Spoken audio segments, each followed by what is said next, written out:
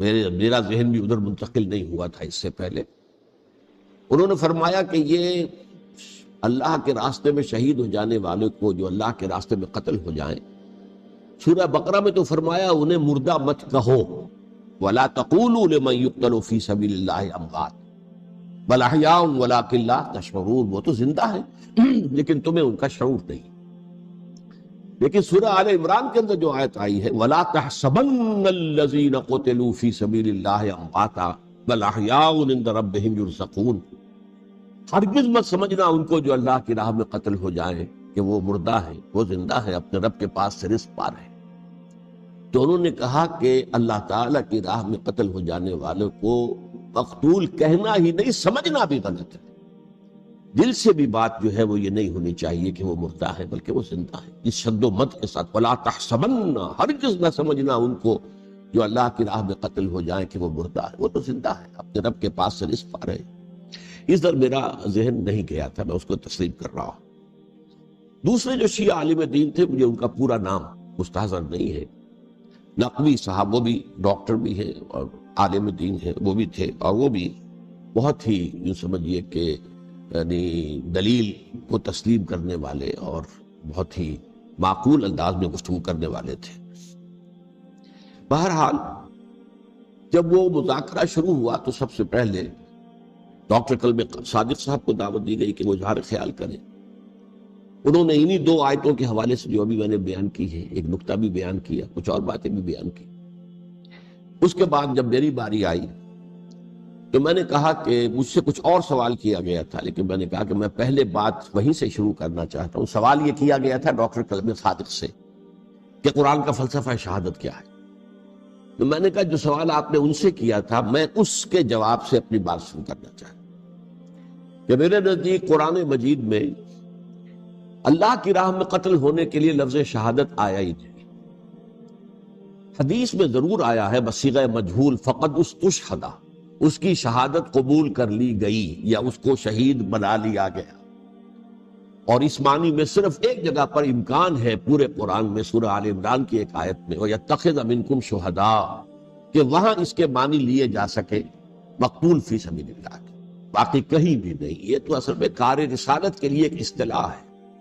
ہر رسول شاہد بن کر آیا، شہید بن کر آیا.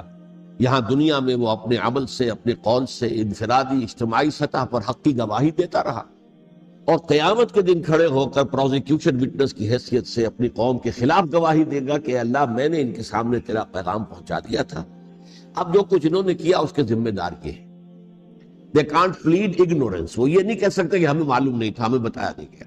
بہرحال اس پر مجھے بڑی خوشی ہوئی جب علامہ نقوی صاحب نے اس نکتے کو بہت سراہا اور انہوں نے تسلیم کیا کہ کچھ دنوں سے مجھے بھی یہ خیال ہو رہا تھا، یعنی یہ کہ یہ کوئی زیادہ پرانا خیال ان کا نہیں تھا. انہوں نے فرمایا کچھ دنوں سے مجھے بھی یہ خیال ہو رہا تھا کہ قرآن میں تو یہ لفظ شہید اور شہادت اس معنی میں ہے ہی نہیں. میرا گمان یہ ہے کہ چونکہ اس موضوع پر میں نے بہت تقریریں کی، سال ہر سال سے تقریریں کر رہا ہوں، قرآن کا فلسفہ شہادت کیا ہے اور اس کے حوالے سے یہ کہ امت مسلمہ کا کیا فرض منصبی ہے، شہادت علی الناس کی کیا ذمہ داری ہے جو امت مسلمہ پر. تو یہ تو میری دعوت قرآنی کے اہم مضامین میں سے ہے. تو ہو سکتا ہے کہ میری ہی کسی تقریر کی کوئی اڑتی ہوئی خبر ان کے کانوں تک پہنچی ہو، واللہ عالم.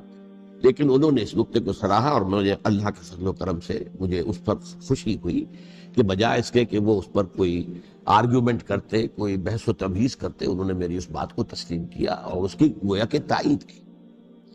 پھر میں نے عرض کیا کہ جہاں تک خلفائے ثلاثہ کی شہادت کا اور شہادت حسین یا سانحہ کربلا رضی اللہ تعالی عنہم اجمعین کا تعلق ہے، اصل میں اس کو نہیں سمجھ سکتے لوگ جب تک کہ ریولوشن اور کاؤنٹر ریولوشن کا فلسفہ سمجھ میں نہ آئے. جب کسی ملک میں کسی خطہ ارضی میں کوئی انقلابی تحریک چل رہی ہوتی ہے، ظاہر بات ہے ابتدا میں تو انقلابی لوگ چند ہوتے ہیں، کمزور ہوتے ہیں، ضعیف ہوتے ہیں، ان سے کوئی خطرہ محسوس نہیں ہوتا. لیکن کشاکش کے دوران ایک وقت آ جاتا ہے کہ پھر جو مخالف انقلاب ہیں وہ یہ سمجھ بیٹھتے ہیں، سمجھ جاتے ہیں کہ اب ہماری پیش نہیں جا رہی، اب ہمارا بس نہیں چلے گا، لہذا سر جھکا دو. اسے پنجابی محاورے میں کہا جاتا نیوی پاؤ، اس وقت تو وقت کو گزارو. اب اس کے بعد پھر کوئی موقع ملا تو دیکھیں گے کہ اس انقلاب کو ہم انڈو کر سکیں، کاؤنٹر ریولیوشنری موومنٹس۔ یہ اصل میں فلسفہ سمجھ میں نہ آئے اور ریولیوشن کا فلسفہ سمجھ میں نہ آئے تو سیرت النبی سمجھ میں نہیں آ سکتی۔ منہج انقلاب نبوی میری کتاب ہے، اس کو پڑھیے تو سیرت کا وہ تجزیہ آپ کے سامنے آئے گا جو آپ کی آنکھیں کھول دے گا کہ سیرت کو ہم کیا سمجھتے رہے اور سیرت اصل میں ہے کیا۔ بہرحال یہ کاؤنٹر ریولیوشنری موومنٹس تھیں کہ جب عرب میں حضور کو فیصلہ کن قوت حاصل ہو گئی تو جو بھی مخالفین تھے انہوں نے سر جھکا لیا، سرنڈر کیا، اسلام لے آئے، گویا کہ چھپ گئے اسلام کے لبادے۔ لیکن وہ تھے اسی طاق میں کہ پھر کبھی موقع ملے تو پھر ہم اس نظام کو تہو بادا کر دیں، تلپٹ کر دیں۔ یہ رد عمل سب سے پہلے خود عرب کے اندر پیدا، کیونکہ مشرکین عرب کو جب سورہ توبہ کی پہلی 6 آیات نازل ہوئی ہیں جن میں الٹیمیٹم دے دیا گیا کہ اب کسی مشرک قبیلے سے کوئی معاہدہ اللہ کا اور اس کے رسول کا نہیں ہوگا، تمہیں 4 مہینے کی مہلت دی جا رہی ہے، یا ایمان لے آؤ اور یا تمہیں قتل کر دیا جائے۔ یہ بہت سخت آیات ہے قرآن کی، سورہ توبہ کی ابتدائی 6 آیات۔ اور حضرت علی رضی اللہ تعالیٰ عنہ کا کہنا یہ ہے کہ اس آپ کو معلوم ہے کہ مصحف میں یہ واحد صورت ہے جس سے پہلے بسم اللہ الرحمن الرحیم نہیں لکھی بھی آپ کو نظر آتی، باقی 113 صورتوں کے شروع میں بسم اللہ الرحمن الرحیم ہے۔ تو کیا وجہ ہے یہاں کیوں نہیں ہے؟ حضرت علی کا فرمانا ہے کہ یہ صورت تو تلوار ہاتھ میں لے کر اتری ہے، اور بسم اللہ الرحمن الرحیم میں اللہ تعالیٰ کے 2 اسماء ہیں، الرحمن الرحیم۔ تو یہ گویا کہ اس سے متضاد صورتحال ہے کہ اب تمہارے لیے آخری موقع ہے، یا ایمان لے آؤ اور یا قتل کر دیا جاؤ۔ اس میں ایک تیسری گنجائش خود بخود نکلتی تھی، یا یہ ملک چھوڑ کر چلے جاؤ، اور ایسا بہت سے لوگوں نے کیا بھی، لیکن اکثر لوگوں نے گردن جھکائی۔ لیکن رد عمل ظاہر ہوا، ایک تو مرتدین کھڑے ہو گئے جنہوں نے نئی نبوتوں کو مان لیا، ایک مانعین زکوٰۃ کھڑے ہو گئے کہ ہم زکوٰۃ تمہیں نہیں دیں گے۔ یہ رد عمل تھا مشرک عرب کا، مشرکین عرب، اور حضرت ابوبکر رضی اللہ تعالیٰ عنہ کے دفتر فضائل کا یہ بڑا اہم باب ہے۔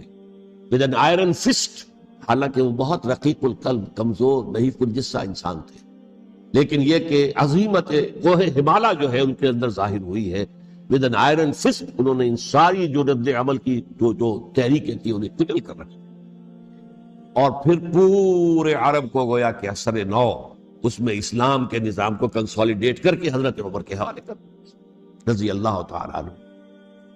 حضرت عمر کے زمانے میں جو جنگیں ہوئیں اس میں سلطنت روما جو ہے، جو اس وقت کی 2 سپر پاورز تھیں، سلطنت روما، قیصر روم، ہرقلیس، ہرقل تھا اس وقت کا جو رومی جو قیصر روم تھا، حکمران تھا، شہنشاہ تھا، اور دوسری طرف ایرانی مملکت تھی، خسرو پرویز تھا۔ لیکن یہ کہ عیسائیت کے ساتھ اسلام کا اس طرح کا تصادم نہیں ہوا تھا حضور کے زمانے میں، بلکہ نجاشی رحمت اللہ علیہ نے تو مسلمانوں کو پناہ دی تھی۔ ماقوقس پیٹریارک جو تھے اس کے الیگزینڈریا کے، انہوں نے حضور کے جو نامہ مبارک گیا تھا اس کا بہت اکرام کیا، تکریم کی، تحفے بھیجے حضور کی خدمت میں۔ ہرقل نے بھی کوشش کی تھی کسی طریقے سے، جیسے کوئی 250 برس پہلے یا 300 برس پہلے، 300 برس پہلے جیسے کانسٹنٹائن جو ایمپرر تھا روم کا، اس نے عیسائیت قبول کی تھی اور ساری سلطنت عیسائی ہو گئی تھی، لہذا اس کی سلطنت باقی رہی، اس کی حکومت باقی رہی۔ اسی طرح ہم مسلمان ہو جائیں، لیکن اس میں وہ ناکام ہو گیا۔ لیکن یہ کہ کوئی اس نے کنفرنٹیشن نہیں کی حضور سے۔ البتہ ایران کا معاملہ یہ تھا کہ اس کے پرخچے اڑ گئے، اس نے حضور کے نامہ مبارک کو چاک کیا تھا، حضور نے فرمایا جب اطلاع ملی کہ اس نے اپنی سلطنت کو چاک کر دیا، اس کے ٹکڑے کر دیے۔ بہرحال وہاں رد عمل شدید تھا، اور ایرانی جان لیجئے کہ ان کے اندر بہت سٹرونگ نیشنلزم ہے، آج بھی ہے سٹرونگ نیشنلزم، لہذا ان کے ہاں رد عمل شدید تھا۔ ان کی تو سلطنت ختم ہو گئی، نسیہ منسیہ ہو گئی، وجود ہی نہیں رہا۔ لہذا وہاں سے جو کاؤنٹر ریولوشن شروع ہوا ہے وہ پھر ہرمزان جو ایک بہت بڑا جرنیل تھا، اس نے بڑی عیاری کے ساتھ اپنی جان بچائی تھی۔ یہ بڑا دلچسپ واقعہ ہے کہ وہ یعنی کنڈیمڈ تھا اسلامی حکومت کی طرف سے، خلافت کی طرف سے، کہ وہ جہاں بھی پایا جائے اس کو قتل کرنا ہے۔ حضرت عمر کی عدالت میں لا کے پیش کیا گیا، حضرت عمر نے کہا یہ واجب القتل ہے، قتل کر دو اس کو۔ اس نے کہا اچھا مجھے ذرا پانی پلا دیجیے۔ حضرت عمر نے فرمایا ٹھیک ہے بھائی پانی لاؤ، پانی دے دو۔ پانی کا کٹورا کہ مجھے پہلے ضمانت دیجئے کہ جب تک میں یہ پانی نہ پی لوں مجھے قتل نہیں کیا جائے گا۔ ہاں ہمارا وعدہ۔ اس نے وہ کٹورا پھینک دیا پانی کا، کرو مجھے قتل کیسے کرو گے، میں نے وہ پانی تو نہیں پیا۔ اس سے اپنے آپ کو بچایا۔ بہرحال آپ اختلاف کر سکتے ہیں کہ حضرت عمر کو اس عذر کو قبول نہیں کرنا چاہیے تھا، لیکن بہرحال ان کی اپنی مروت اور شرافت تھی کہ اپنے وعدے کا پاس کیا۔ اس کی سازش سے ابو لولو فیروز اس نے حضرت عمر کو شہید کیا۔ یہ گویا کہ دوسری کاؤنٹر ریولوشنری موومنٹ تھی۔ انہوں نے یہ سمجھا تھا کہ یہ ساری چکی جو چل رہی ہے، جیسے چکی کی ایک کلی ہوتی ہے، وہ کلی جگہ سے ہٹ جائے تو چکی کیسے چلے گی؟ یہی بات حضرت علی نے فرمائی تھی حضرت عمر سے رضی اللہ تعالی عنہما۔ جب شام کے محاذ پر کچھ پسپائی سی ہو رہی تھی تو حضرت عمر نے ارادہ کیا میں خود جاؤں گا محاذ پر اور کمانڈ کروں گا۔ حضرت علی رضی اللہ تعالی عنہ نے فرمایا کہ نہیں امیر المومنین آپ مت جائیں، چکی اسی وقت تک چلتی ہے جب تک کہ کلی گڑی ہوئی، آپ کلی ہیں اس وقت اس نظام کی جس کے گرد یہ اسلام کی چکی گھوم رہی، آپ مت جائیں۔ لہذا حضرت عمر نے ان کی بات مانی، اس قدر صائب مشورہ تھا جو دیا تھا۔ بہرحال انہوں نے یہ سمجھا تھا کہ عمر ہی کے بل پر چل رہا ہے یہ سب کچھ، لہذا عمر کو بیچ سے ہٹا دینے سب بیٹھ جائے گا۔ لیکن ظاہر بات ہے کہ محمد الرسول اللہ کی بنائی ہوئی عمارت صلی اللہ علیہ وسلم اتنی کمزور نہیں تھی۔ اس کے بعد حضرت عمر کے انتقال کے بعد حضرت عثمان کا انتخاب ہوا، اور حضرت عثمان کے بھی 10 سال پہلے جو ہے وہ بالکل حضرت عمر کی جو دور خلافت ہے اس کے بالکل مشابہ ہے، مماثل۔ ہمارے ذہنوں میں یہ تصور بٹھا دیا گیا ہے کہ سارے 12 سال شاید فتنہ ہی فتنہ رہا، فساد ہی فساد رہا، دنگا رہا، لڑائی رہی۔ نہیں، 10 سال پورا امن، اور جس طریقے سے فتوحات کا سیلاب حضرت عمر کے زمانے میں جا رہا تھا اسی طریقے سے حضرت عثمان کے 10 سالوں کے دوران گیا۔ آخری 2 سالوں میں ایک فتنہ اٹھا ہے، یہ فتنہ کیا ہے؟ اس کو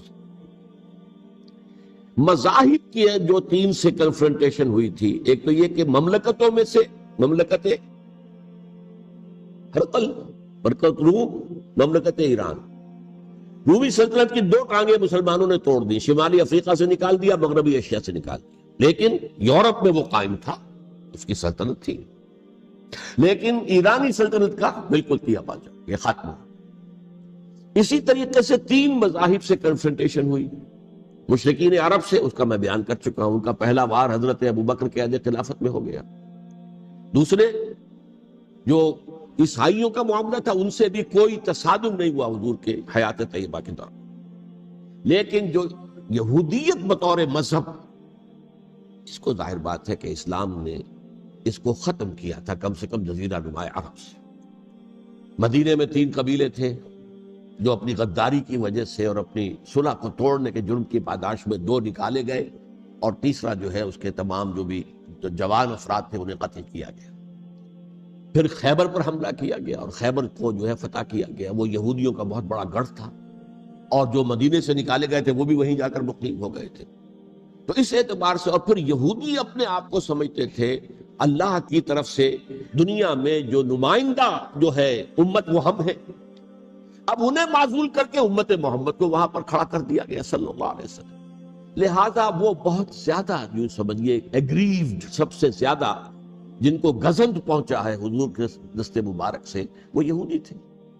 لہذا ان کا جو رد عمل آیا ہے وہ ہے جس کے نتیجے میں حضرت عثمان شہید ہوئے، حضرت علی شہید ہوئے، حضرت حسین شہید ہوئے۔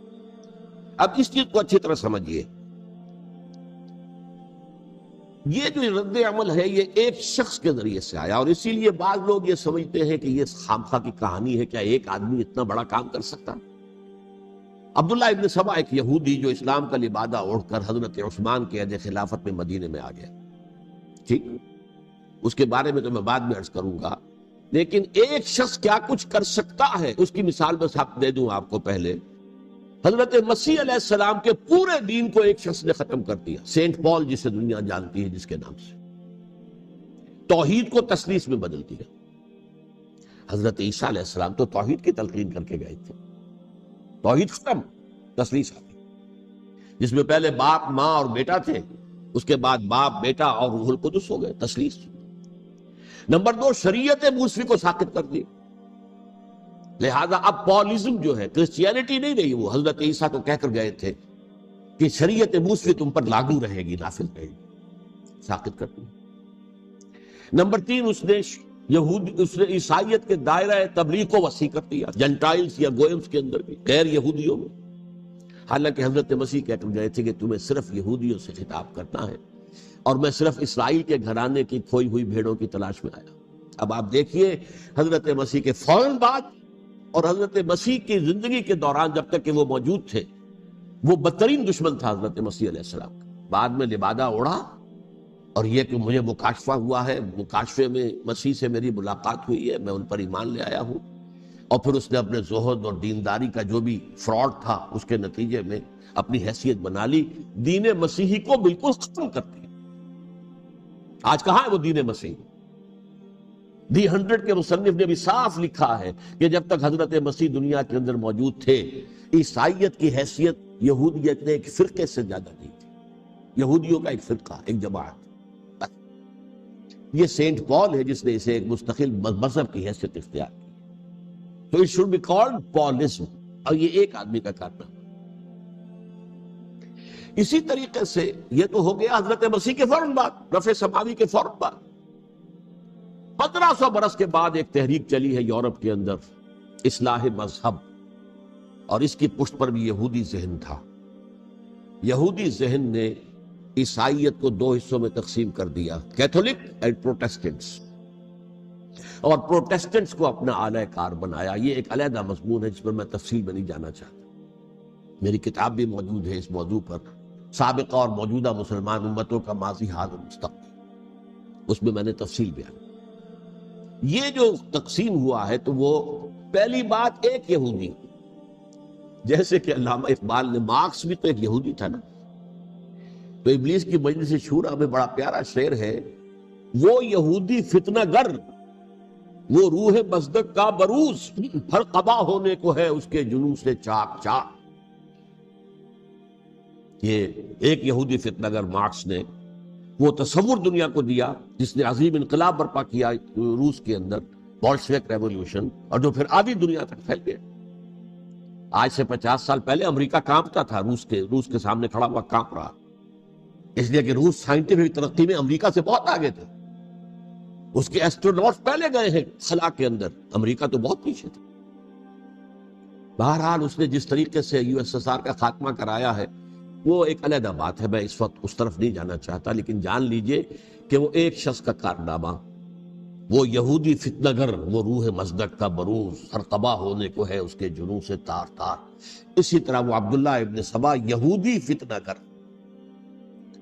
آج اہل تشیع میں سے بعض حضرات کہتے ہیں کہ یہ عبداللہ ابن سبا یہ تو افسانوی شخصیت ہے، اس کی حقیقت کوئی تھی ہی نہیں، حالانکہ ان کی اپنی کتاب میں رجال کشی کے اندر اس کا ذکر موجود ہے، اور یہ بھی موجود ہے کہ حضرت علی رضی اللہ تعالیٰ عنہ نے اپنے عہد خلافت میں اسے زندہ جلوایا ہے۔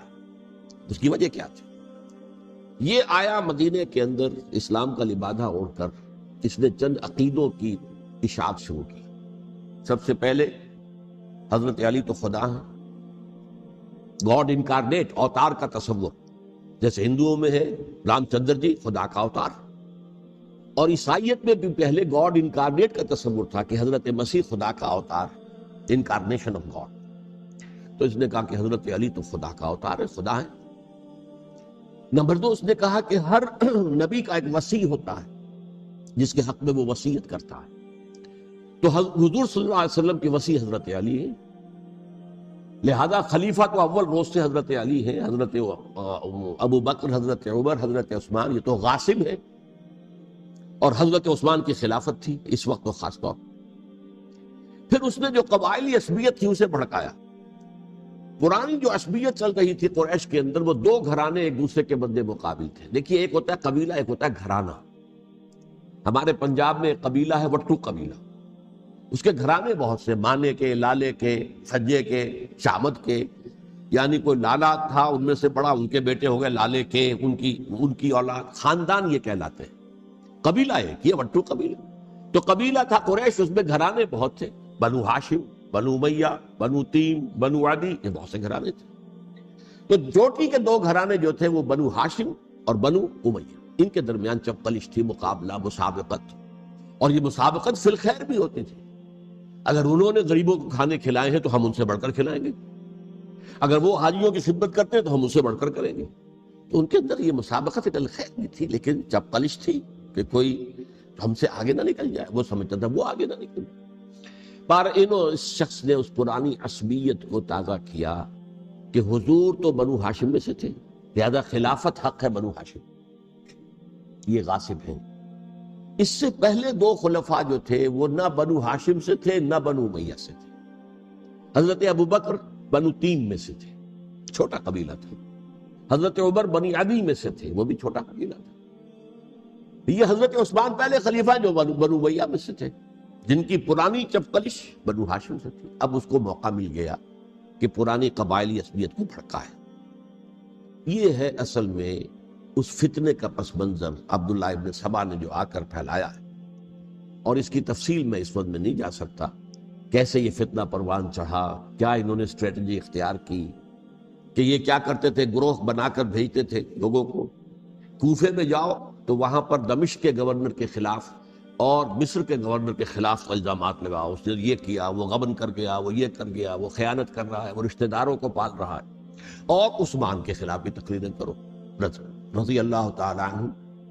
دمشق میں جاؤ تو کوفے کے گورنر کے خلاف، کیونکہ دمشق کے گورنر کے خلاف بات کرو گے تو لوگوں کو معلوم ہوگا کہ یہ جھوٹ بول رہے ہیں، لیکن یہ کہ وہاں تو تم بات کرو کوفے کے گورنر کے خلاف اور مصر کے گورنر کے خلاف اور حضرت عثمان کے خلاف۔ مصر میں جاؤ تو بات کرو کوفے کے اور شام کے گورنر کے خلاف اور حضرت عثمان کے خلاف۔ یہ انہوں نے ایسا اٹھایا، اور اس زمانے میں آپ کو معلوم ہے ذرائع رسل و رسائل تھے نہیں، نہ اس فتنے کی پتہ چل سکا جب تک کہ وہ فتنہ جو ہے پوری طرح برگو بار لا کر تراور درخت نہیں بن گیا۔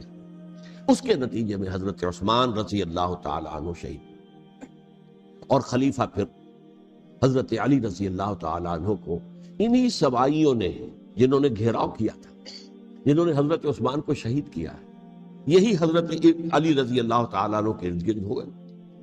اور حضرت علی رضی اللہ تعالیٰ عنہ بھی نہیں چاہتے تھے خلافت کی بیعت لینا، لیکن آخر کیا کرتے؟ کیا وہ امت کو بغیر خلیفہ کے چھوڑ دیتے؟ حضرت زبیر سے کہا گیا، انہوں نے نہیں مانا، رد کر دی بات۔ حضرت طلحہ سے کہا گیا، انہوں نے نہیں مانا۔ حضرت علی سے کہا گیا، اب عشرہ مبشرہ میں سے یہی تو تھے نا، لہذا انہوں نے تسلیم کر لیا، خلافت ہو گئی۔ لیکن اس کے بعد جو خانہ جنگی ہوئی ہے، اس خانہ جنگی کے نتیجے میں نوٹ کر لیجئے کہ 1,00,000 کے قریب مسلمان ایک دوسرے کی تلواروں اور نیزوں اور برچھیوں اور تیروں سے ہلاک۔ یہ ہماری تاریخ کا تاریک ترین باب ہے۔ 5 سال، 4.5 سال حضرت علی کی خلافت کے، اور 6 مہینے حضرت حسن کی خلافت رضی اللہ تعالیٰ عنہ۔ اس سے کیا ہوا کہ ایک طرف تو اسلام کی جو توسیع ہو رہی تھی، تھمتا نہ تھا کسی سے سیل رواں ہمارا، وہ سیلاب رک گیا، انٹرنل سیبوٹاج ہو گئی نا، اب تو اندر ہی آپس ہی میں اگر دست و گریبان ہو گئے تو باہر اب کیا توسیع کرتے، وہ توسیع کا عمل رک گیا۔ اور یوں سمجھیے کہ جیسے ٹرک اگر کبھی چل رہا ہو، بھرا ہوا ہو، لوڈڈ، اور وہ چڑھائی چڑھ رہا ہو، تو اگر کہیں موشن ٹوٹ جائے، ٹرک کو رکنا پڑے، تو ڈرائیور کے جان پر بن جاتی، اس لیے کہ اس کو دوبارہ سٹارٹ کرنا، اور جبکہ وہ چڑھائی پر ہے، انکلائن پر آسان کام نہیں، خطرہ ہوتا ہے وہ پیچھے جو ہے وہ نہ جائے۔ اور پہاڑی علاقوں میں آپ کو معلوم ہے ذرا پیچھے چلے جانے کا مطلب جو ہے بہت خطرناک جو ہے نتیجہ نکل سکتا ہے۔ بہرحال حضرت علی رضی اللہ تعالیٰ عنہ نے اپنے خلافت میں ایک کام یہ کیا، اب اس کی کیا مصلحتیں تھیں یہ تو انہی کے علم میں ہوگا، ہم قیاس کر سکتے ہیں، میں اس میں نہیں جانا چاہتا۔ ابھی تک خلافت کا مرکز تھا مدینہ منورہ، حضرت ابوبکر، حضرت عمر، حضرت عثمان، وہی جہاں حضور صلی اللہ علیہ وسلم رہے تھے اور جہاں پر کہ حضور مدفون تھے۔ لیکن حضرت علی نے اپنا مرکز جو ہے وہ کوفہ بنا۔ اچھا، اس کی ایک ظاہری وجہ یہ سمجھ میں آتی ہے کہ اسلام کا جو پھیلاؤ ہو گیا تھا، وہ سلطنت اتنی وسیع ہو گئی تھی کہ مدینہ منورہ بہت جنوب میں اور بڑے صحرا کو عبور کر کے جانا ہوتا۔ کوفہ جبکہ ایسی مقام پر تھا کہ جہاں سے مشرقی راستہ جا رہا ہے ایران کو، عراق کے اندر تو ہے وہ شہر کوفہ، اور پھر ایران اور خراسان اور ہندوستان کو راستہ جا رہا ہے، وہیں سے شمال کی طرف جا رہا ہے، شام کی طرف اور ترکی کی طرف، اور وہاں سے پھر یہ کہ مغربی افریقہ کو بھی کنٹرول کرنا، جو شمالی افریقہ کو، وہ بھی آسان تھا۔ بہرحال حضرت علی نے کوفہ کو اپنا مرکز بنایا اور نتیجہ یہ ہوا کہ سبائیوں کا بھی مرکز وہی بن گیا، کیونکہ انہوں نے اپنے آپ کو گردا گرد رکھا حضرت علی کے رضی اللہ تعالی۔ اب ظاہر بات ہے کسی پرٹیکولر پرسن کے خلاف تو کوئی مقدمہ موجود تھا نہیں، بلکہ جب جنگ جمل ہو رہی تھی، ابھی جنگ نہیں ہوئی تھی، حضرت عائشہ، حضرت طلحہ، حضرت زبیر وہ لے کر آئے تھے لشکر اس مطالبے کے لیے کہ حضرت عثمان کے قاتلوں کو سزا دی جائے، قصاص لیا جائے۔ حضرت علی رضی اللہ تعالیٰ عنہ سے گفت و شنید ہو رہی تھی، حضرت علی جو ہے اس پر آمادہ ہو گئے کہ ٹھیک ہے میں جو بھی قاتلین عثمان ہیں ان کو گرفتار کر کے سزا دوں گا۔ این اسی وقت کوفے کی مسجد کے اندر جو ہے 10,000 کا مجمع کھڑا ہو گیا، ہم سب قاتل عثمان، لو ہم سے بدلہ کہاں سے ہوگا۔ اور انہوں نے کیا کیا، جاتے ہی جنگ چھیڑ دی، اور جب چھڑ جائے تو یا مرو یا مارو، اس کے علاوہ تو کوئی چارہ کار ہوتا ہی نہیں۔ ایک رات میں 10,000 مسلمان شہید ہوئے، جن میں 2 عشرہ مبشرہ میں سے حضرت زبیر اور حضرت طلحہ رضی اللہ تعالیٰ۔ تو یہ صورت تھی، سبائیوں نے گھیراؤ کیا حضرت علی کا رضی اللہ تعالیٰ۔ حضرت معاویہ دعوے دار نہیں تھے خلافت کے، قطعاً نہیں، ان کا صرف ایک دعویٰ تھا اور وہ یہ تھا کہ عثمان کے قاتلوں کو گرفتار کرو، یا خود سزا دو یا ہمارے حوالے کرو، ہم اس سے قصاص لیں گے۔ اس لیے کہ قبیلہ بنو امیہ کا تھا اور حضرت امیر معاویہ بنو امیہ میں سے، تو ایک خاندانی طور پر جو ہے ہم قصاص لیں گے ان سے جنہوں نے قتل کیا ہے حضرت عثمان۔ لیکن یہاں ظاہر بات ہے کہ حضرت علی رضی اللہ تعالیٰ عنہ کی طرف سے مطالبہ یہ ہوتا تھا تم پہلے میری بیعت کرو، میرے ہاتھ مضبوط کرو تاکہ میں ان کے خلاف کوئی اقدام کر سکوں۔ لیکن انہیں یہ اندازہ تھا کہ اگر میں نے بیعت کی تو ظاہر بات ہے کہ حضرت علی تک پہنچنے سے پہلے پہلے مجھے گردن اڑا دیں گے یہ، اس لیے کہ سبائی جو ہے وہ آپ کو گھیرے ہوئے ہیں۔ بہرحال ایک عجیب الجھاؤ، ایک ڈائلیما تھا جس کی وجہ سے یہ جنگ چلتی رہی، اور حضرت علی رضی اللہ تعالیٰ عنہ کو انہی کے شیعان علی ہی کے اندر سے وہ جماعت علیحدہ ہوئی تھی جس کو ہم خوارج کے نام سے جانتے ہیں، اور ایک خارجی ملجم ابن ملجم ہی نے حضرت علی کو شہید کیا رضی اللہ تعالیٰ۔ پھر حضرت حسن رضی اللہ تعالیٰ عنہ، اب دیکھیے کس قدر صحیح بات تھی جو حضرت علی رضی اللہ تعالیٰ عنہ نے فرمائی جب ان سے کہا گیا کہ کیا ہم آپ کے بیٹے حسن کے ہاتھ پر بیعت کر لیں رضی اللہ تعالیٰ عنہ۔ فرمایا نہ میں تمہیں اس کا حکم دیتا ہوں نہ میں اس سے روکتا ہوں، یہ تمہارا معاملہ ہے، امرہم شورا بینہم، تم اپنے باہمی مشورے سے جو فیصلہ کرو گے ٹھیک ہے، میں نہ حکم دیتا ہوں نہ روکتا ہوں۔ اس کا کیا مطلب ہے؟ باپ کے بعد بیٹے کی خلافت ہرگز حرام نہیں ہے، ورنہ کہتے کیسے ہو سکتا میرا بیٹا؟ نہیں، یہ نہیں کہا۔ حضرت عمر سے بھی کہا گیا تھا کہ اپنے بیٹے کو نامزد کر دیں، عبداللہ ابن عمر کو، تو انہوں نے جواب میں کیا کہا؟ اسے تو طلاق دینی بھی نہیں آتی۔ انہوں نے اپنی کسی زوجہ کو طلاق دی تھی اور اس میں جو صحیح ترین طریقہ ہے وہ اختیار نہیں کیا تھا، انہیں طلاق دینی تک نہیں آتی تو میں اسے خلیفہ بنا دوں۔ یہ نہیں کہا تھا کہ باپ کے بعد بیٹا خلیفہ نہیں ہو سکتا، یہ تو نہیں تھا، کہیں حرام نہیں ہے، نہ کتاب و سنت میں، نہ کوئی حدیث ہے، نہ کہیں قرآن مجید میں۔ تو حضرت علی نے بھی فرمایا رضی اللہ تعالیٰ، نہ میں روکتا ہوں نہ حکم دیتا ہوں، یہ تمہارا اپنا معاملہ ہے۔ بہرحال حضرت حسن رضی اللہ تعالیٰ عنہ نے حضرت امیر معاویہ سے صلح کر لی، خلافت ان کے سپرد۔ دیکھیے میں حضرت ابوبکر، حضرت عمر، حضرت عثمان، حضرت علی کے ساتھ حضرت حسن کے دور خلافت کو بھی خلافت راشدہ میں سے سمجھتا ہوں، اور تبھی 30 سال پورے ہوتے ہیں اس حدیث کے مطابق کہ حضور نے فرمایا خلافت 30 برس رہے گی پھر ملوکیت آ جائے۔ تو حضرت حسن کا بہت بڑا کارنامہ یہ ہے کہ اس خانہ جنگی کا دروازہ بند کر دیا،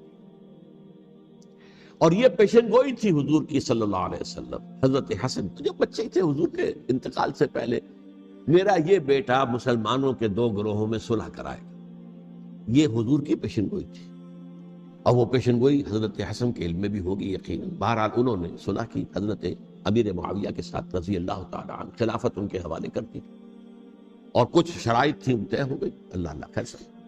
حضور کی تو یہ پیشن گوئی جو ہے صحیح ثابت ہوئی کہ میرا یہ بیٹا مسلمانوں کے 2 بڑے گروہوں کے درمیان صلح کرا دے گا، اور سبائیوں نے انہیں تانے دیے، یا عار المومنین، اے مومنوں کے لیے موجب عار، موجب شرم، تم نے بزدلی دکھائی، تم نے امیر معاویہ کو خلیفہ تسلیم کر لیا، تم نے بزدلی دکھائی، معاذ اللہ ثم معاذ اللہ ثم معاذ۔ اب میں کچھ باتیں حضرت امیر معاویہ کے بارے میں کہنا چاہتا ہوں۔ اس لیے کہ وہاں اس میں میں نے حضرت معاویہ کے بارے میں یہ تو بہت شدت کے ساتھ کہا تھا، اور میں اب بھی اس پر قائم ہوں اور پوری طریقے سے قائم ہوں۔ میرا مستقل موقف یہی ہے کہ حضرت معاویہ رضی اللہ تعالیٰ عنہ کے دور خلافت کو ہم خلافت راشدہ میں شامل نہیں سمجھتے، اہل سنت میں سے کوئی بھی نہیں سمجھتا، لیکن اس کے ساتھ میں نے حضرت امیر معاویہ کے کچھ مناقب بھی بیان کیے تھے تاکہ پلڑا جو ہے ترازو کا اس کے دونوں پلڑے سامنے آئے۔ لیکن یہ کہ وہ حصہ میرے اس بیان کا نکال دیا، ختم کر دیا گیا۔ یہ میں نہیں جانتا کہ اس میں کیا مصلحت دیکھی گئی ہے، اس میں تو کسی کے لیے کوئی معاملہ ایسا نہیں تھا کسی کے جذبات کو جو ہے وہ ٹھیس پہنچانے والا، کیونکہ میں نے کہا وہ خلیفہ راشد نہیں تھے، صاف میں نے کہا، بلکہ وہ دور ملوکیت کا آغاز ان سے ہو گیا۔ بلکہ جب ایک صاحب نے یہ کہا کہ کربلا کے بعد سے دور ملوکیت آ رہی تھی، تو میں نے کہا نہیں جناب، دور ملوکیت تو 20 سال پہلے پوری ہو چکی تھی، شروع ہو چکی تھی۔ حضرت امیر معاویہ کے بھی 20 سال میں وہ دور ملوکیت میں شمار تھے۔ انہیں کسری العرب بھی کہا گیا، عرب کے کسریٰ جو شہنشاہ ایران کا خطاب تھا، حضرت معاویہ رضی اللہ تعالیٰ عنہ کو کسری العرب کہا گیا، عرب کا کسریٰ یہ۔ لیکن دوسری طرف یہ ہے کہ وہ صحابی رسول ہیں رضی اللہ تعالیٰ، حضور کے برادر نسبتی بھی ہیں، حضور کے سالے ہیں، ان کی ہمشیرہ ام حبیبہ حضور کی زوجہ محترمہ ہے، ام المومنین ہیں ام حبیبہ رضی اللہ تعالیٰ۔ پھر کس قدر معتمد علیہ تھے حضور کے کہ کاتبان وحی میں شامل تھے، وحی کی کتابت کرنے والے چند لوگ تھے جنہیں کہ حضور کہتے تھے کہ اب یہ آیت لکھ لو، ان میں سے ایک امیر معاویہ رضی اللہ تعالیٰ۔ تو بڑے توازن کی ضرورت ہے۔ دیکھیے صحابہ کرام کا جہاں تک تعلق ہے، اہل سنت کا موقف یہ ہے کہ صحابہ کلہم عدول، صحابہ سب کے سب نیک نیت ہیں، اور ان کی روایت جو ہے قبول کی جائے گی، رد نہیں کی جائے گی، ان پر کوئی جرح و تعدیل نہیں ہوگی، اس لیے کہ ان کا تزکیہ محمد رسول اللہ صلی اللہ علیہ وسلم نے کیا۔ لہذا یہ تو ہو سکتا ہے کہ کسی صحابی سے کوئی خطا ہو جائے، لیکن وہ خطا اجتہادی ہوگی، نیت کی خطا نہیں، نیت کی غلطی نہیں۔ اگر کسی صحابی کی نیت پر حملہ کیا جائے تو یہ اصل میں طعن ہے، حملہ ہے حضور پر کہ وہ تربیت دے نہیں سکے اپنے ساتھیوں کو، معاذ اللہ ثم معاذ اللہ ثم معاذ اللہ، وہ تزکیہ کر ہی نہیں سکے۔ 3 جگہ جو قرآن میں آیا ہے یتلو علیہم آیاتہ ویزکیہم، تو کیا تزکیہ کیا؟ اگر ان کے قریب ترین ساتھی جو تھے، اگر ان کے اندر بھی بدنیتی تھی اور دنیا کی طلب تھی اور دنیا کے اندر اقتدار حاصل کرنے کا جذبہ تھا، تو پھر کیا تزکیہ کیا؟ معاذ اللہ ثم معاذ اللہ۔ لہذا صحابہ سب کے سب عدول ہیں، اور ان سے اختلاف ممکن ہے، لیکن ان کی نیت پر حملہ نہیں ہو سکتا۔ تو حضرت امیر معاویہ کی شخصیت ایک چیز ہے، آپ کا دور خلافت دوسری چیز ہے۔ شخصیت کے اعتبار سے صحابی رسول ہیں، برادر نسبتی ہیں حضور کے صلی اللہ علیہ وسلم، اور پھر یہ کہ اس قدر معتمد علیہ ہے صحابہ میں سے کہ وہ کاتبان وحی، یہ عام آدمی کے کرنے کا کام نہیں تھا جو وحی کی کتابت کرے، اللہ کے کلام کی۔ البتہ یہ ہے کہ جیسا کہ میں نے عرض کیا، ان کا دور خلافت راشدہ نہیں ہے، وہ ملوکیت کا دور ہے۔ یہ میں نے جیسا کہ عرض کیا، میں نے ایک صاحب نے جب یہ کہا کہ ملوکیت شروع ہو رہی تھی، میں نے کہا شروع نہیں ہو رہی تھی، ملوکیت تو 20 سال پہلے شروع ہو چکی تھی۔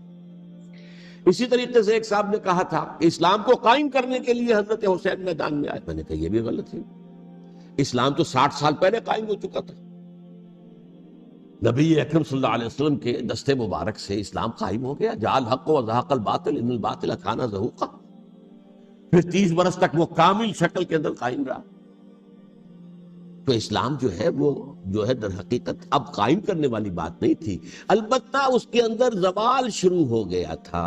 اس زوال کے عمل کو روکنے کے لیے حضرت حسین میدان میں آئے۔ یہ ایک چیز کو صحیح تاریخی پرسپیکٹو میں رکھنا، تو جس طرح سے دین کو قائم کرنے کے لیے دیکھیے، قائم تو کیا محمد رسول اللہ صلی اللہ علیہ وسلم والذین معہ رضی اللہ تعالیٰ عنہ، انہوں نے کیا تھا۔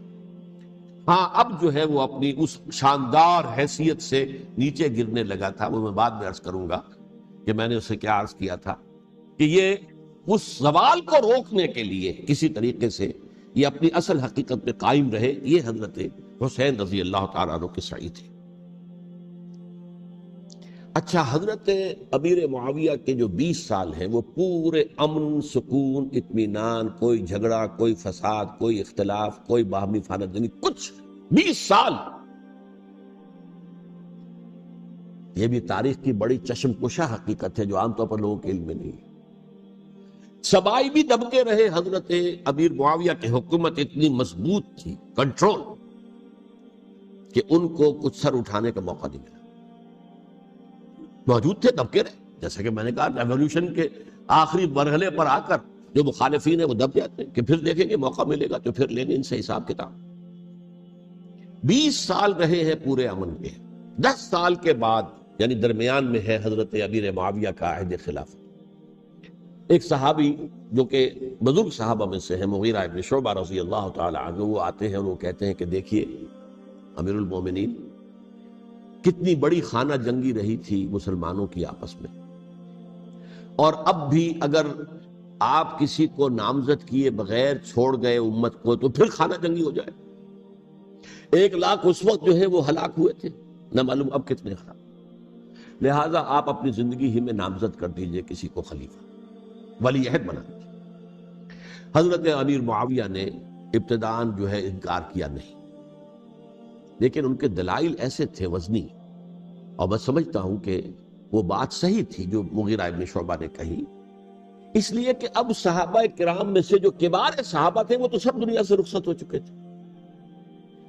اب تو یا صغار صحابہ رہ گئے تھے جو حضور کے زمانے میں بچے تھے، حضرت حسن، حضرت حسین، عبداللہ ابن زبیر، یہ بچے ہی تھے نا، یا تو وہ تھے، اور یا بالکل نو مسلم تھے، اور نو مسلموں میں بڑی تعداد وہ تھی جو ایرانیوں کی تھی، شامیوں کی تھی، ادھر کی تھی، ادھر کی تھی، تو ان کو تو ظاہر بات ہے کہ تربیت نبوی سے کیا خلافت راشدہ سے بھی اکثر و بیشتر کو کوئی حصہ ملا ہی نہیں۔ تو اس صورت میں اب وہ اعلیٰ ترین معیار پر حکومت کے نظام کو قائم کرنا ممکن نہیں ہے۔ کوئی قبائلی عصبیت جب تک حکومت کی پشت پر نہیں ہوگی، حکومت مستحکم نہیں ہوگی۔ یہ گویا کہ ایک جس کو کہتے ہیں کہ حقیقت بینی، واقعیت پسندی، ایک آئیڈیالزم ہے اور ایک ریئلزم ہے کہ آپ فیکٹس آن دی گراؤنڈ کو غور کریں، سوچیں اس کے اوپر اور پھر کوئی فیصلہ کریں۔ اس اعتبار سے پھر حضرت امیر معاویہ نے بات مان لی اور بیعت لے لی لوگوں سے حضرت یزید کے لیے کہ یہ خلیفہ ہوں گے میرے بعد، اس کو ولی عہدی کہتے ہیں۔ اچھا، اس وقت 5 افراد ایسے تھے کہ جنہوں نے اس سے اختلاف کیا۔ یہ بات بہت اہم ہے۔ میرا کتابچہ ہے سانحہ کربلا، اس کے کچھ نسخے آج یہاں ہوں گے، آپ لوگ پڑھیے اسے غور سے اور پھیلائیے تاکہ حقیقت سامنے آئے۔ 5 افراد کون تھے جو ہونے چاہیے؟ ابو بکر فوت ہو گئے، ان کے بیٹے عبد الرحمن ابن ابی بکر۔ عمر فوت ہو گئے، ان کے بیٹے عبداللہ ابن عمر۔ عباس فوت ہو گئے، ان کے بیٹے عبداللہ ابن عباس۔ زبیر فوت ہو گئے، ان کے بیٹے عبداللہ ابن زبیر۔ اور حضرت حسن جو ہے ان کا انتقال ہو چکا تھا، حضرت علی کے بیٹے حضرت حسین رضی اللہ تعالی عنہ مجمعین۔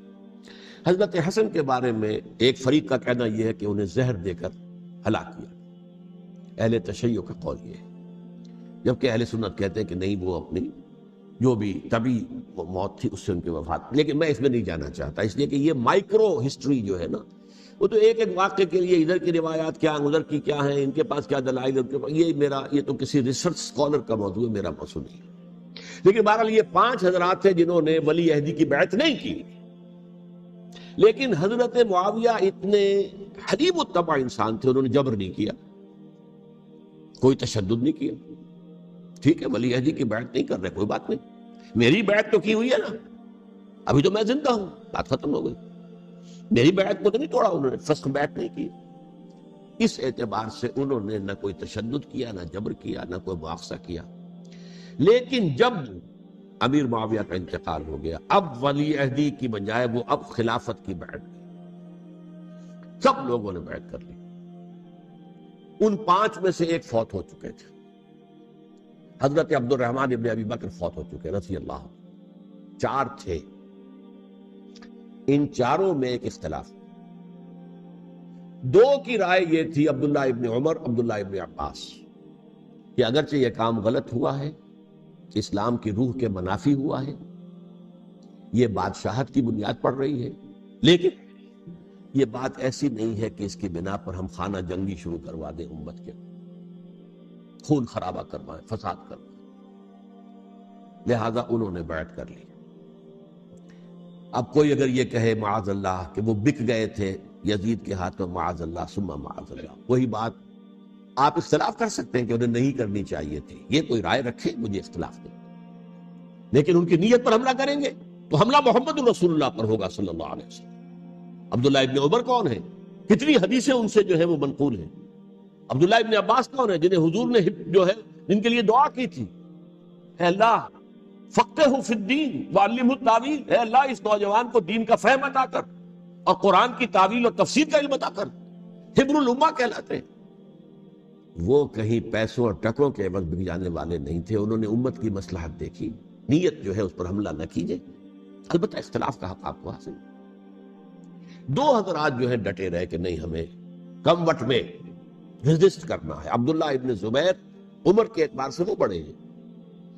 مسلمانوں میں سب سے پہلے ولادت مدینے میں جا کر جو ہوئی ہے وہ عبداللہ ابن زبیر کی ہوئی ہے. ہجرت کر کے جب مہاجرین وہاں پہنچے، کچھ عرصے تک کسی کے ہاں کوئی اولاد نہیں ہوئی، تو لوگوں نے تانے دینے شروع کر دیے کہ معلوم ہوتا ہے کہ یہاں آ کر یہ مکے کے رہنے والے جو ہے کمزور ہو گئے ہیں، ان کے ہاں اولاد ہی نہیں ہو رہی. پھر عبداللہ ابن زبیر کی ولادت ہوئی ہے. یہ حضرت ابو بکر کے نواسے ہیں، حضور کی زوجہ محترمہ حضرت عائشہ کی بہن، حضرت دیکھیے ابھی نام نکل گیا ہے جی، حضرت اسماء رضی اللہ تعالی عنہا عنہما، یہ ان کے ساتھ جاتے ہیں، حضرت زبیر کے بیٹے. ان کا فیصلہ ہوا کہ ہمیں رجسٹ کرنا ہے کم وقت میں ایٹ اینی کاسٹ. حضرت حسین ابن علی رضی اللہ تعالی عنہما کا بھی فیصلہ ہوا کہ ہمیں رجسٹ کرنا ہے کم وقت میں. البتہ ان میں بھی ایک اختلاف ہو گیا، یعنی یہ دو تو جڑے رہے، ان دو میں اختلاف ہو گیا. عبداللہ ابن زبیر کا کہنا یہ تھا کہ ہمیں حجاز میں رہنا چاہیے، یہ سرزمین ہے جس میں نبوت کی برکات سب سے زیادہ ہے، یہاں ہم مضبوط قلعے کے اندر ہیں، ہمیں یہاں سے جو ہے رجسٹ کرنا چاہیے اور ختم کرنا چاہیے اس نظام کے اندر جو خرابی آ گئی ہے. حضرت حسین رضی اللہ تعالیٰ عنہ کے پاس خطوط کا تانتا بنا ہوا تھا، کوفے سے لوگ خط لکھ رہے تھے، آئیے آئیے آئیے، ہم آپ کے ہاتھ پر بیعت کریں گے، ہم آپ کے ہاتھ پر بیعت کریں گے، ہم آپ کے ہاتھ پر بیعت کریں گے. یہی وہ کوفہ جو حضرت علی کا دارالخلافہ رہا تھا اور جو پھر صبائیت کا گڑھ بن گیا تھا. چنانچہ حضرت حسین نے حضرت مسلم بن عقیل کو بھیجا وہاں پر کہ میرے نمائندے کی حیثیت سے جا کر وہاں پر بیعت لو. 10-12 ہزار افراد نے بیعت کر لی. لیکن اس کے بعد یزید کی طرف سے گورنر بنا کے بھیجا گیا ابن زیاد کو.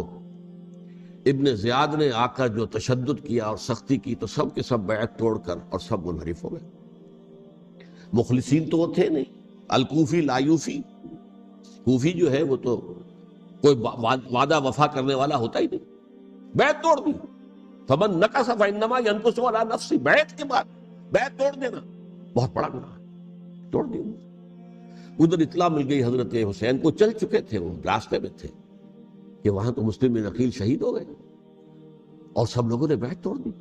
اب واپس جانا چاہتے تھے لیکن مسلم بن عقیل کے بیٹے جو ہے اڑ گئے. یہ عرب کی اپنی ایک جو ہے پرانی ان کی حمیت اور ان کا قبائلی نظام کہ اب ہم اپنے والد کے خون کا قصاص لیے بغیر نہیں جائیں.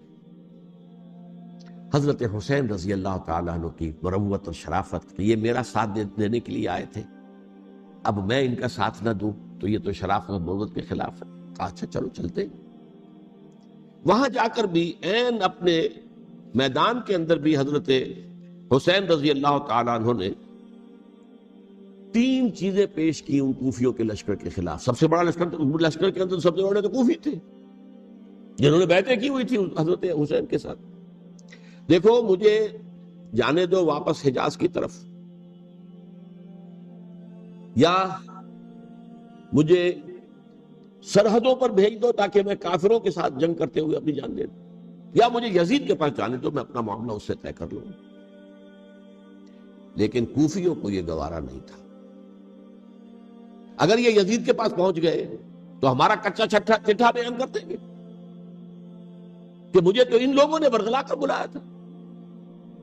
اس لیے کہ دیکھیے حضرت امیر معاویہ کے 20 سالوں کے دوران میں بتا چکا، ان کی حکومت اتنی مستحکم تھی کہ اس کے خلاف کوئی فتنہ اٹھانا ممکن نہیں تھا.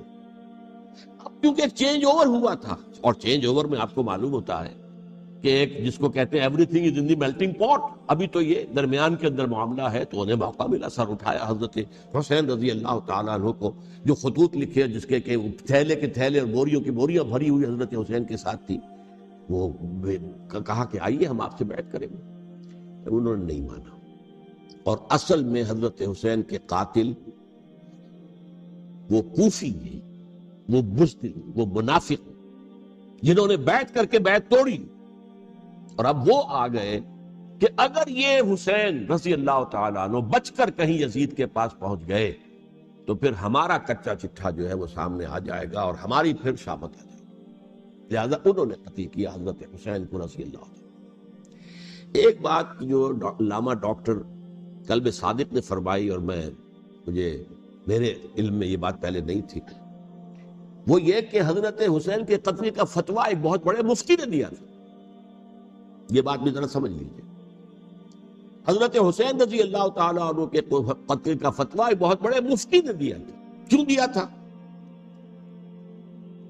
اس لیے کہ حضور کی احادیث موجود ہیں کہ جب ایک شخص کی ایک خلیفہ کی بیعت ہو جائے تو دوسرا اگر کھڑا ہو تو اسے قتل کر دو، کھلی حدیث۔ اسی لیے ایک بہت بڑے مفسر بھی ہیں، فقیہ بھی ہیں، قاضی ابن العربی رحمۃ اللہ علیہ، ایک ابن عربی ہیں الف لام کے بغیر، ابن عربی، وہ بہت بڑے صوفی ہیں، فلسفی ہیں، اندلس کے ہیں۔ یہ قاضی ابن العربی ہیں جنہوں نے قرآن کی ایک تفسیر لکھی ہے اس اعتبار سے کہ صرف ان آیات کی تفسیر جن سے کہ فقہی احکام جو ہیں ان کا استنباط ہوگا۔ یہ دو تفسیریں اس طور سے لکھی گئی ہیں قرآن مجید کی، احکام القرآن ان کا نام ہے دونوں کا، جن میں سے ایک جو ہے قاضی ابن العربی کی ہے۔ ان کا ایک جملہ نقل ہوتا ہے، قتل الحسین بسیف جدہ، حسین قتل ہو گئے اپنے ہی نانا کی تلوار سے۔ وہ تلوار کیا تھی؟ جب کسی کی بیعت ہو چکی ہو پھر کوئی کھڑا ہو مدعی خلافت، میرے نزدیک حضرت حسین مدعی خلافت نہیں تھے، یہ بات اس وقت سامنے لوگوں کے نہیں آئی، بلکہ حکومت نے یہ باور کرا دیا کہ یہ تو باغی ہے، یہ مدعی ہے خلافت کے۔ انہوں نے تو دعویٰ نہیں کیا خلافت، وہ تو صرف اس عمل کو روکنے کے لیے میدان میں آئے تھے۔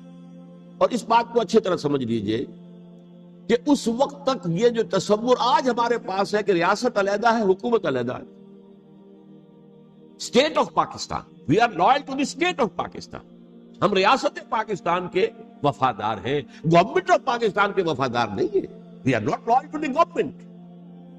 گورنمنٹ تو کبھی بے نظیر کی تھی، ہم اس کے خلاف تحریک چلا رہے تھے، یا کبھی کسی اور کی تھی اس کے خلاف تحریک چل رہی ہے، یا کبھی ضیاء الحق کی تھی اس کے خلاف تحریک چل رہی ہے۔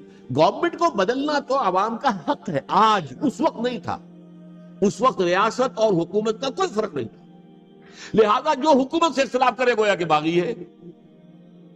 یہ ہے اصل میں وہ پیچیدہ مسئلہ کہ کیوں کسی مفتی نے فتویٰ دے دیا، اس لیے کہ اس وقت تک ریاست اور حکومت کا فرق واضح نہیں تھا دنیا پر۔ یہ تو ابھی کوئی 100-150 سال کی بات ہے کہ آج ہمارا جو پولیٹیکل سائنس کا ایولیوشن ہوا ہے وہ اس اسٹیج تک پہنچ گیا ہے کہ اسٹیٹ علیحدہ ہے، حکومت علیحدہ ہے۔ حکومت تو اسٹیٹ کے 3 آرگنز میں سے ایک آرگن ہے، ایڈمنسٹریشن حکومت کی ہے، جوڈیشری ہے اور لیجسلیچر ہے، 3 آرگنز ہیں بڑے بڑے، ان میں سے ایک ہے۔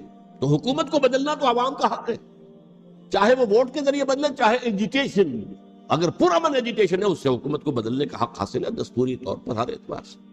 اس وقت یہ نہیں تھا، لہذا صورتحال یہ بن گئی کہ حکومت وقت نے باور کرا دیا مسلمانوں کو، ورنہ سوچئے نواسہ رسول کو قتل کرنا کوئی آسان کام تھا؟ آخر سب کلمہ گو تھے کہ نہیں تھے؟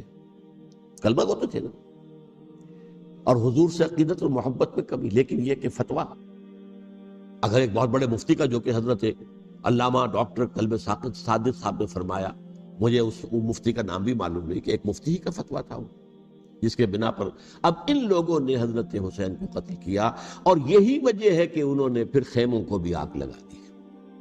وائی؟ حالانکہ دیکھیے اگر دشمنی کا انتقام ہوتا تو حضرت علی بن حسین جو بیمار تھے، جو بعد میں زین العابدین رحمت اللہ علیہ کے نام سے پھر یہ اہل تشیع کے چوتھے امام معصوم ہیں، حضرت علی، حضرت حسن، حضرت حسین، اور پھر حضرت علی بن حسین زین العابدین رحمت اللہ علیہ، کیا ان کو بھی قتل کر دیتے؟ حضرت حسین کی نسل ہی ختم ہو جاتی، لیکن نہیں کیا۔ آگ کیوں لگائی؟ آگ اس لیے لگائی کہ وہ جو ڈاکومنٹری پروف ہے ہماری غداری کا یزید کے خلاف حضرت حسین کو جو ہم نے دعوت دی، وہ جو ڈاکومنٹری پروف خطوط کی شکل میں موجود ہے وہ ختم ہوتا ہے، ڈسٹرائے ہو جاتا۔ اس کے لیے انہوں نے خیموں میں آ گیا۔ بہرحال یہ ہے تاریخی پس منظر، یہ اسی سبائی فتنے کا تسلسل ہے جس نے سب سے پہلے حضرت عثمان کی جان لی رضی اللہ تعالیٰ۔ 5 سال تک مسلمانوں میں خانہ جنگی رکھی، حضرت علی کو پھر شہید کیا، اور اس کے بعد جو ہے 20 سال حضرت امیر معاویہ کے تو سر نہیں اٹھا سکے، لیکن پھر جب ایک چینج اوور ہو رہا تھا تو اس وقت انہوں نے موقع غنیمت سمجھا کہ اب کھڑے ہو جاؤ اور اب دوبارہ ایک فتنہ جو ہے اس کو امت کے اندر پیدا کر دو۔ اچھا، اس معاملے میں ایک بات جو میں نے وہاں کہی کہ ہمارے ہاں شاعرانہ جو مبالغہ آمیزی ہے، یہ میری گفتگو کا حصہ انہوں نے حذف کر دیا ہے، اور میں نے ایک سنی شاعر بہت بڑے عالم جن کے حوالے سے آج بھی میری تقریر ہوگی خالق جناح ہال میں، مولانا محمد علی جوہر کے ایک شعر کے حوالے سے کہا کہ قتل حسین اصل میں مرگ یزید ہے، اسلام زندہ ہوتا ہے ہر کربلا کے بعد۔ میں نے کہا بالکل محمل شعر ہے، اسلام مرا ہی نہیں تھا، زندہ ہونے کا کیا سوال؟ اور اگر کسی درجے میں مزمحل یا زخمی ہوا تھا تو وہ تو رہا، کربلا کے بعد بھی رہا، یزید کی حکومت بھی رہی، بنو امیہ کی حکومت بھی چلی، کوئی تبدیلی تو نہیں آئی۔ یہ کیا کہہ رہے ہیں اسلام زندہ ہوتا ہے کربلا کے بعد؟ میں نے کہا اسلام مرا نہیں تھا۔ جیسے میں نے یہ کہا کہ ملوکیت جو ہے وہ اب شروع نہیں ہوئی، ملوکیت تو 20 برس پہلے شروع ہو چکی تھی حضرت امیر معاویہ کی، لیکن ظاہر بات ہے کہ حضرت حسن نے، حضرت حسین نے اس کو قبول کیا، اور حضرت حسین نے تو پھر 10 سال تک ولی عہدی جو تھی چاہے بیعت نہیں کی لیکن اس کے خلاف میدان میں آ کر چیلنج تو نہیں کیا۔ اس اعتبار سے یہ معاملہ جو ہے اسلام زندہ ہوتا ہے کربلا کے بعد، یہ بے تکی بات ہے۔ ہاں، حضرت شاہ اسماعیل شہید رحمۃ اللہ علیہ کی اگر میں تشبیہ کو، تمثیل کو سامنے رکھوں تو اسلام کی عمارت 6 منزلہ ہے، 6ٹی منزل ٹاپ کی وہ گر گئی، 5 منزلیں انٹیکٹ تھیں، اسلام مرا نہیں تھا۔ عدالت میں شریعت کے مطابق فیصلے ہو رہے تھے، قاضی تھے، مفتی تھے، شریعت نافذ تھی، اسلام نہیں مرا تھا۔ جبکہ خود کہہ رہے ہیں علامہ کلب صادق کے ایک مفتی کے فتوے سے حضرت حسین کو قتل کیا گیا۔ اب وہ مفتی کی رائے، اس کی بدنیتی ہو، جو بھی ہو، وہ جانے، اللہ جانے، لیکن عام مسلمان کیا کریں؟ اس پہلو سے اسلام مرا نہیں تھا۔ ہاں، ایک منزل گر گئی تھی، وہ گری رہی، 1000 برس تک گری رہی، یہاں تک کہ آ کر مغربی امپیریلزم نے اس کے گرایا، ملوکیت کا معاملہ ختم کیا، اور وہ جبرین ملوکیت دوسری آ گئی، ورنہ وہی بادشاہی چلی ہے۔ بلکہ دور بنو امیہ میں وہ بادشاہی پوری طرح اس نے بالوں پر نہیں نکالے تھے، اصل بالوں پر تو اس نے نکالے ہیں دور بنو عباس میں آ کر، اور پھر سلاطین جو ہے ترک، جو ترک خلفاء ہیں، ان کا بھی بادشاہت تھی، اور کیا تھا، وہ خلافت تو نہیں تھی۔ تو یہ تو اسلام میں جو بھی نقص واقع ہو گیا تھا، کبھی واقع ہو گئی تھی، وہ جو کی تو برقرار ہے، اس کو بھی تسلیم کیا۔ میں اللہ کا شکر ادا کر کے کہتا ہوں کہ دونوں حضرات، دونوں شیعہ دانشور اور بڑی اعلیٰ سطح کے جو شیعہ عالم تھے، انہوں نے اس بات کو تسلیم کیا اور میری اس بات کو چیلنج نہیں کیا۔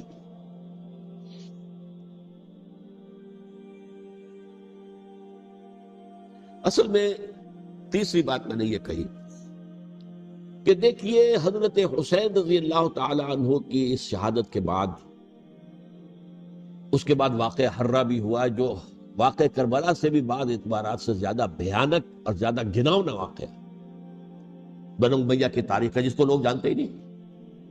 مدینہ کے کچھ لوگوں نے بغاوت کی اور انہوں نے اس کے خلاف فوج بھیجی، اور فوج کو جب مدینہ فتح کر لیا، 3 دن کے لیے حلال کر دیا، جو چاہو کرو، یہاں جسے چاہو مارو، جسے چاہو لوٹو، جس کا گھر چاہو برباد کرو، جس عورت کو چاہو ریپ کرو۔ اور یہ مدینہ النبی کے اندر ہوا۔ تو کاٹ کھانے والی ملوکیت کے اندر بہت سے واقع۔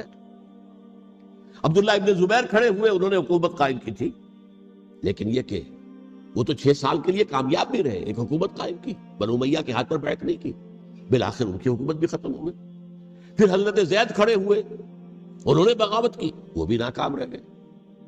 پھر بنو عباس میں کھڑے ہوئے حضرت نفس زکیہ، حضرت حسن رضی اللہ تعالیٰ عنہ کے اولاد میں سے، وہ بھی ناکام ہو گئے، شہید ہو گئے۔ پھر یہ سمجھ لیا گیا کہ اب یہ جہاں تک 6ٹی منزل ہے وہ تو دوبارہ تعمیر نہیں ہو سکتی، یہ تو جس کی لاٹھی اس کی بھینس، جس کے پاس طاقت ہوگی اس کی حکومت ہو. جس کا قبیلہ زیادہ قوی ہوگا، جس قبیلے میں زیادہ عصبیت ہوگی، مضبوط ہوگا، متحد ہوگا، طاقتور ہوگا، اسی کی حکومت ہوگی. البتہ اس کے نیچے لوگوں کے اخلاق کی اصلاح کرو. صوفیاء کرام نے وہ کام اپنے ذمے لیا، اور بالکل وہی کام ہے کہ جو ائمہ اہل بیت کرتے رہے. حضرت حسن کی اولاد میں پھر حضرت علی بن حسین رضی اللہ تعالی، حضرت حسین کی اولاد میں پھر امام محمد باقر، امام محمد جعفر صادق، اور اس کے بعد بھی 5 اور. کسی نے بغاوت نہیں کی. جیسے علماء کرام کام کر رہے تھے اور جیسے صوفیاء کرام کام کر رہے تھے، ایسے ہی وہ مسلمانوں کی علمی تربیت، روحانی تربیت و تزکیہ کر رہے تھے. کسی نے حکومت کو چیلنج نہیں کیا. نوٹ کر لیجیے اس بات. حضرت علی نے بھی چیلنج نہیں کیا تھا، حضرت حسن نے چیلنج نہیں کیا، خود صلح کر لی.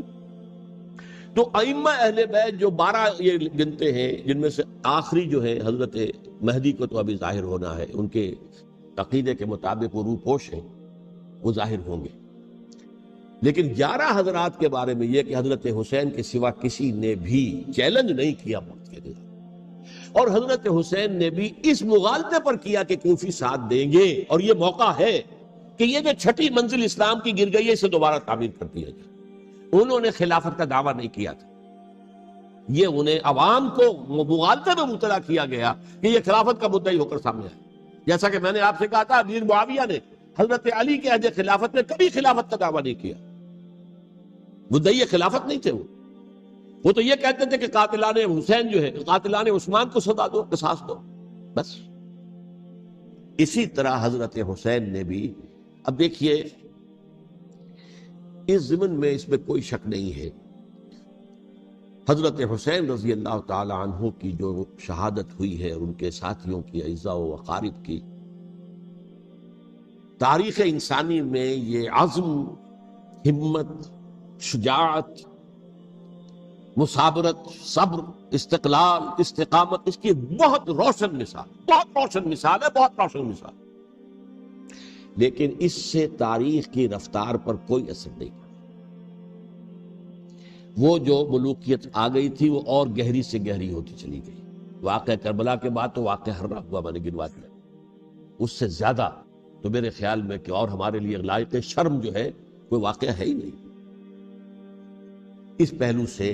لیکن حضرت حسین کا ایک، اب ان کو یہ کہ میں، مطلب یہ کہ اگر میں ان کے ہاتھ پر بیعت کر لیتا ہوں، جو کہ اس وقت سامنے موجود تھے، کہ یزید کی بیعت تمہارے ہاتھ پر کرتا ہوں، تو گویا کہ اپنے آپ کو سرنڈر کر دیتے.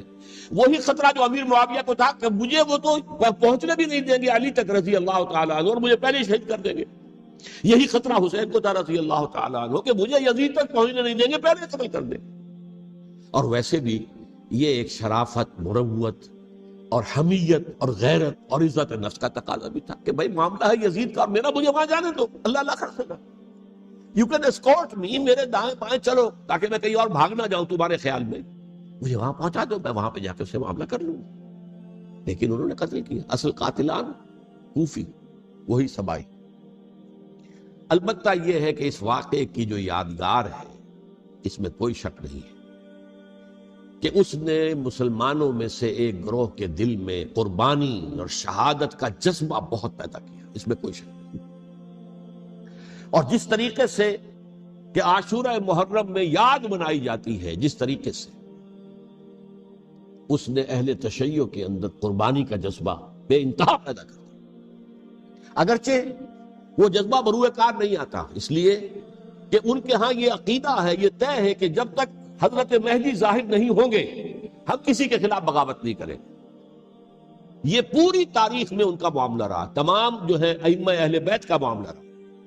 جب تک مہدی نہیں آتے، keep sitting and keep waiting, wait and see, that's آل.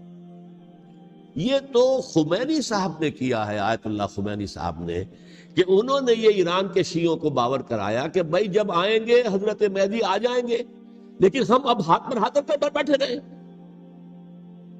باطل کو چیلنج بھی نہ کریں. ہمیں کچھ تو کرنا چاہیے، وہ ہاتھ پاؤں ہلانے چاہیے، اور کچھ نہیں تو مہدی کا راستہ جو ہے صاف کرنا چاہیے، تمہید کرنی چاہیے، ان کے راستہ ہموار کیا جائے. تو یہ ان کی بڑی عظمت ہے. آیت اللہ خمینی صاحب کی کہ اہل تشیع ایران کے جو ہیں ان سے انہوں نے یہ بات منوا لی کہ ہم بالکل انرٹ نہیں بیٹھے رہیں گے، بلکہ اب انہیں نائب امام قرار دے کر اور ولایت فقیہ کے فلسفے کے حوالے سے، یہ دو چیزیں ان کی جو ہیں بنیادی فلسفے کی ہیں، وہ اس وقت میرا موضوع نہیں ہے، انہوں نے عوام کو ایسا کھڑا کیا ہے کہ 20,000 سے لے کر 30,000 کے درمیان انسانوں نے جانے دی، عورتوں کے جلوس نکلے، چیرخوار بچہ گود میں ہے عورت کے اور گولی کھا رہی ہے اور مر رہی ہے، گر رہی ہے۔ اب سوچئے زندگی کتنی عزیز ہوتی ہے، اور چیرخوار بچے کے لیے ماں کی جو زندگی ہے، اس ماں کو اپنی زندگی کتنی عزیز تر ہوگی کہ اپنے لیے نہیں تو اس بچے کے لیے مجھے جینا ہے، لیکن نہیں، گولیاں کھائیں گری۔ یہ جذبہ انہی میں ہے۔ واقعہ یہ ہے کہ اہل سنت کے اندر یہ جذبہ نہ ہونے کے برابر، یہ میں واشگاف الفاظ میں کہہ رہا ہوں، پورے عالم اسلام میں صرف شیعہ ایران ایسا نکلا ہے کہ جس نے بادشاہت کا خاتمہ کیا، باقی سعودی عرب میں بادشاہت بیٹھی ہوئی ہے ڈٹ کر، اربوں ڈالر کا ایک ایک محل بنتا ہے ان بادشاہوں کا، اور سنی سن کوئی حرکت نہیں۔ وہ تو اب جو حرکت ہو رہی ہے وہ اینٹی امریکن حرکت ہے جو ہو رہی ہے، وہ در حقیقت وہ مسئلہ بالکل دوسرا ہے جو اس وقت ہو رہا ہے، لیکن یہ کہ عالم اسلام میں کوئی تحریک ایسے نہیں اٹھی۔ یہ اہل تشیع میں ہے جو بالکل استثنائی بات ہے کہ انہوں نے جو ہے ایسا بادشاہ جس کو کہا جاتا تھا کہ اس کا جو اسلحہ خانہ ہے وہ ایشیا میں سب سے بڑا اسلحہ خانہ ہے، جو 2500 سالہ پرانی جو ایک عظمت تھی ایران کی، اس کو دوبارہ تازہ اور زندہ کرنا چاہتا تھا۔ 2500 سالہ برسی اس نے بنائی تھی، اس کے لیے ایک شہر آباد کیا تھا کہ خسرو یا سائرس یا ذوالقرنین قرآن مجید کی اصطلاح میں اس کی یادگار بنائی تھی، اور وہ سوچ رہا تھا کہ وہی عظمت دوبارہ ایران کی ہوگی جو کہ خسرو کے زمانے میں تھی، جس کا قرآن مجید میں سورہ کہف کے اندر ذکر ہے، مشرقی فتوحات، مغربی فتوحات، شمالی فتوحات۔ تو وہ بادشاہ ہے، اس کو بھاگنا پڑا قربانی کی وجہ سے۔ تو یہ جو ہے واقعہ کربلا نے، اس میں کوئی شک نہیں ہے کہ ایک ایسی مشعل روشن کی ہے جس کو کہ ہر شخص کو دیکھنا چاہیے۔ یہ بھی انسان، جیسے کہ اقبال نے ایک شعر کہا تھا غالب کے لیے، فکر انسان پر تیری ہستی سے یہ روشن ہوا ہے، پرے مرغ تخیل کی رسائی تاک ہو جا۔ تو فکر انسان پر حضرت حسین کی قربانی سے یہ واضح ہوا ہے کہ انسان کس حد تک جا سکتا ہے قربانی دینے کے لیے اپنے کسی مقصد کے لیے۔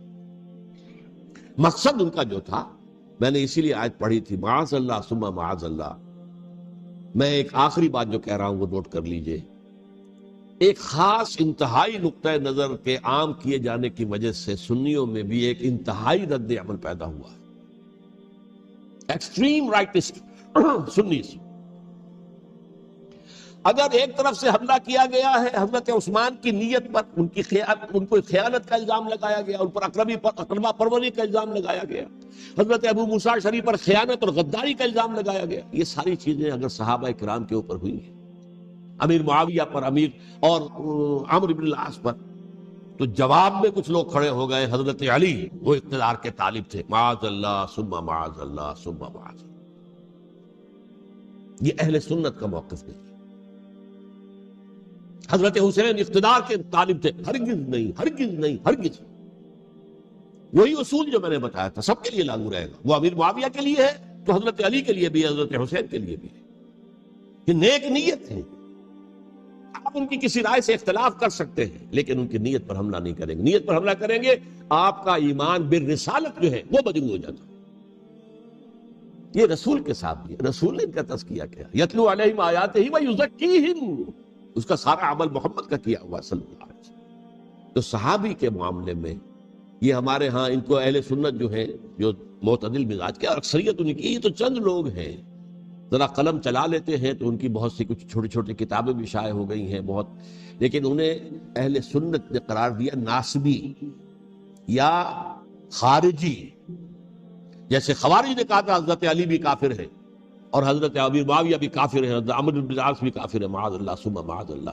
ایسے ہی کچھ لوگ حضرت حسین پر بھی الزام لگاتے ہیں کہ اقتدار کی حوث اور طلب کے اندر انہوں نے یہ سارا سفر کیا تھا، اور بس یہ ہے کہ وہ جو بازی تھی وہ ہار گئے۔ اللہ اللہ خیر اللہ، اس سے آگے کیا ہے معاملہ؟ نہیں، معاذ اللہ ثم معاذ اللہ۔ اسی لیے میں نے آیت آج جو پڑھی تھی ایک اور جو بہت بظاہر آپ کو معلوم ہوئی ہوگی، غیر متعلق ہے میرے آج کے عنوان سے، تلک الدار الآخرۃ نجعلها للذین لا یریدون علوا فی الارض ولا فسادا.